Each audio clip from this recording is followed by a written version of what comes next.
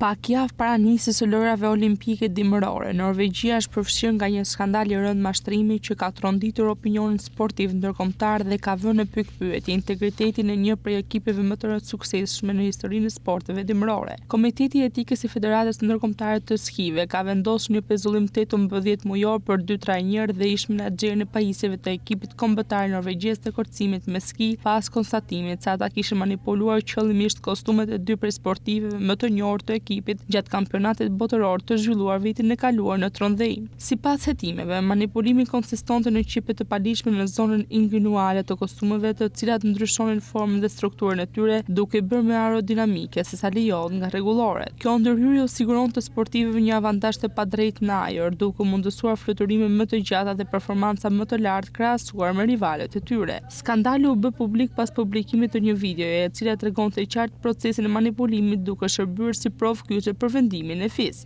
Të dy sportistët kanë deklaruar se nuk kanë pasur dieni për ndryshimet e palishme të bëra në kostumet e tyre. FIS, duke marrë parasysh mungesën e provave që i lidhin drejt për drejt me manipulimin, ka vendosur ndaj tyre një pezullim më të lehtë prej 3 muajsh, ka u ka hap rrugën rikthim në kohë për pjesëmarrjen në lojrat olimpike të muajit pasardhës. Në vendimin e saj, Federata Ndërkombëtare e Skive thekson se manipulimi i pajisjeve përbën një shkelje të rëndë të parimeve të drejtësisë sportive dhe konkurrencës së ndershme, duke krahasuar ndikimin e këtij veprimi me përdorimin e substancave. Autoritetet e FIS nënvizojnë raste të tilla, dëmtojnë besueshmërinë e sportit dhe minojnë përpjekjet për të garantuar gara të barabarta për të gjithë aleatët. Trajnerët e pezulluar dhe ish menaxheri i pajisjeve kanë të drejtë të apelojnë vendimin në gjykatën sportive në Zvicër. Megjithatë, pavarësisht një apeli të mundshëm, ky vendim pritet të ketë pasoja serioze për karrierën e tyre profesionale dhe për imazhin e Federatës Norvegjeze të Skive. Norvegjia e njohur ndërkombëtarisht për traditën e saj të fortë dhe sukseset e shumta në lojrat olimpike dimërore, po përballet tani me një nga goditjet më të rënda reputacionale në historinë e saj të sportit. Skandali ka nxitur debate të gjëra mbi kontrollin e pajisjeve, përgjegjësinë e stafit teknik dhe nevojën për masa më të rrepta për të parandaluar mashtrimet teknike në sportet elitare.